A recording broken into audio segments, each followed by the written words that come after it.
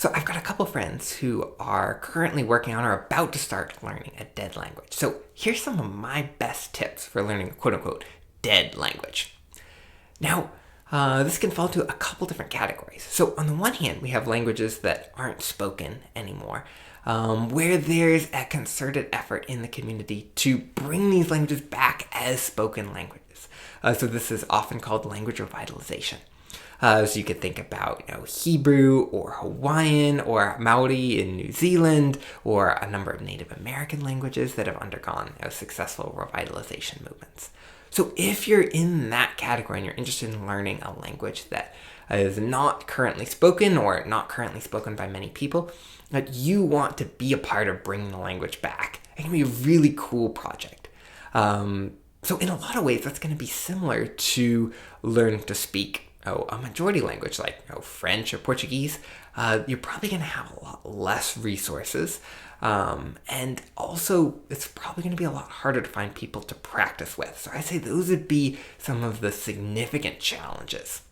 Now, you can do a lot just studying on your own with vocabulary and grammar. And so I would encourage you that those are areas that you can really lean into, even in those times when you don't have people to practice with. But as much as you're able to, remember that language is a skill. If you want to speak it, you have to practice speaking it. So find people, find places, find times and ways to practice speaking the language, practice listening to the language. And so that might be kind of getting a part of a community of other people who are working on bringing back this language. It might also mean sometimes practicing talking to yourself in your room and recording yourself. But anyway, practice is what's going to really help you there. Okay, so there's kind of another category of people who are interested in studying quote-unquote dead languages, and that's people who are interested in learning to maybe read a language, maybe learning to read an ancient language, but without any interest of actually speaking it. So maybe you want to read, the Iliad and the Odyssey in their original, and you want to learn ancient Greek, or maybe you want to learn hieroglyphics. So that's a little bit different because if you think about the skills that you're going to need, that's going to be a very different skill set than learning to actually speak a language. If you think about kind of the four primary skills, we've got speaking, listening, reading, and writing. If you only are interested in mastering one of those skills, there's going to be a lot of things about the language that you really don't need to learn. And so here's some of my top tips. Most of my video is going to be focused here on if you're interested in learning to read a dead language.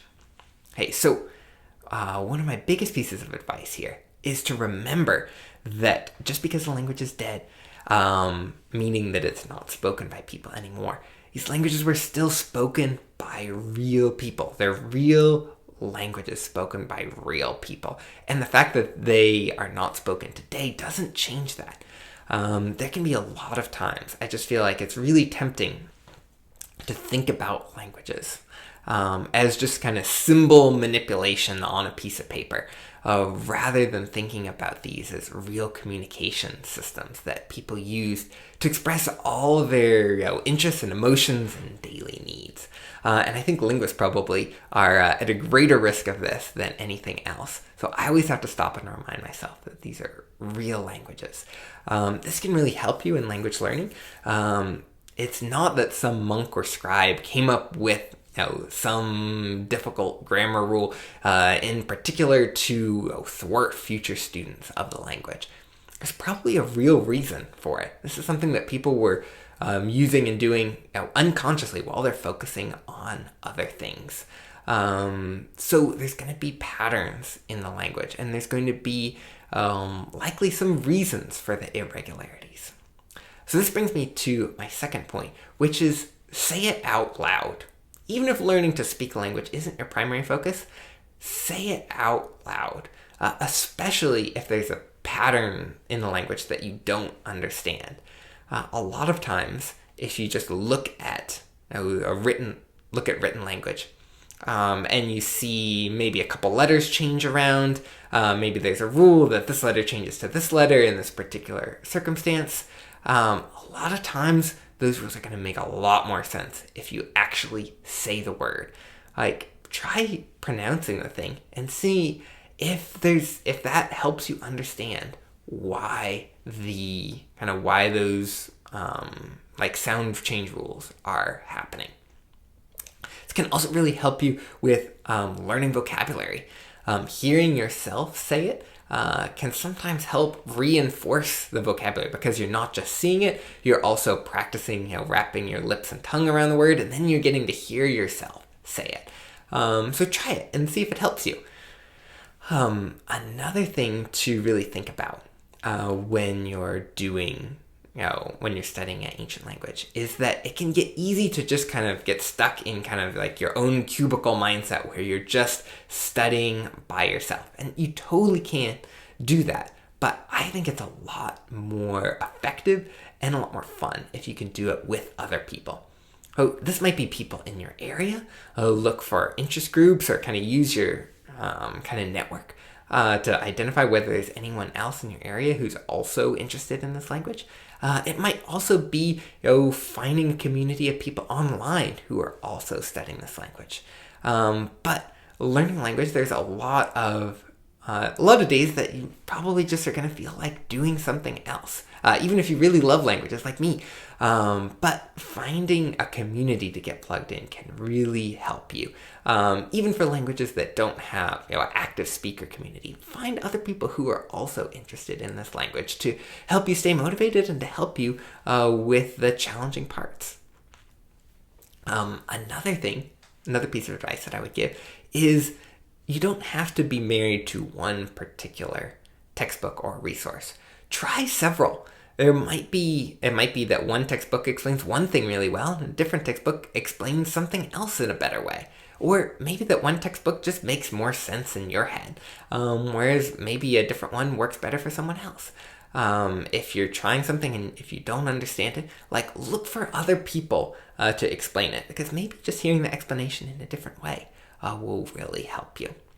My top piece of advice for learning vocabulary in an ancient language is to do lots of reading. So people who study second language acquisition talk about comprehensible input. So this is, you're getting exposure to the language in a way that's comprehensible or that you can understand. So I would really encourage you to find or create opportunities to have comprehensible input in the language.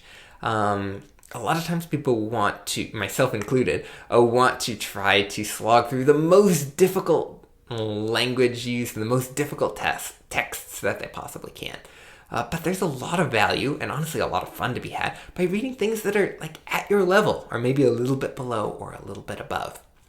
If all the materials in the language are above your level, then maybe you can use some digital resources or kind of have some other study aids or helps that can help you with that. Especially a lot of times, especially for ancient languages with larger traditions, there might be some kind of reading guides that provide some of the more difficult vocabulary that can help you keep from spending your entire time in the dictionary rather than the thing that you're trying to learn. Also look for digital resources. Maybe you can read the texts online and maybe there's a way kind of using technology to make it easier to look up the words and constructions that you don't understand, so that you spend less time kind of getting stumped and slogging through and more time actually reading. If you want to get good at reading, you have to practice reading. Learning about a language is great and can be really valuable and really fun, but if you want to actually be able to read the language, the best way to do that is by practicing reading. Language is a skill. And it can be difficult to measure your proficiency, more difficult to measure your proficiency precisely when you're looking at an ancient language, when you don't have actual people to talk to be able to kind of communicate and kind of evaluate how you're doing. Like if you're learning French and you take a trip to France, you get a pretty good idea pretty quick of what level your French is at. When you don't actually have any speakers of ancient Egyptian to have a conversation with, that can be a lot harder to measure. But remember that if your goal is to read, then practice reading. Something else that I might add is that if your primary interest is in learning to read a language, there's going to be lots of aspects of the language that you don't need to know or don't need to understand, compared to if you're learning to speak or to write the language. So one example that comes to mind is that a lot of languages in Europe have kind of like a gender distinction. So like if you think about Spanish, every word is, or every noun, I should say, is either masculine or feminine, and that changes like the form of the word the that goes with them, and kind of makes some other kind of small differences in the grammar. The thing is, you can understand Spanish pretty well without knowing what gender the individual words are. Whereas if you're going to speak it, you have to memorize for a lot of words, whether they're masculine or feminine, so that you can get the rest of the grammatical structures right. But if you're just reading, you don't need to know that. So as you're learning, if there's things that are hard for you to memorize, like take a step back and think about, do I really need this to accomplish my goals? And if so, maybe you do. But there might also be a lot of aspects of the language that you might not need to memorize, or maybe you just need a passing familiarity with, to be able to kind of do what you want in the language. You might not need to kind of have everything memorized, and you might not need to know a lot of the details that you would need to know if you want to be able to speak or to write the language. Okay, so here's some of my tips for learning dead languages, in particular ancient languages. What about you? Do you have any? Do you have any ancient languages that you're learning?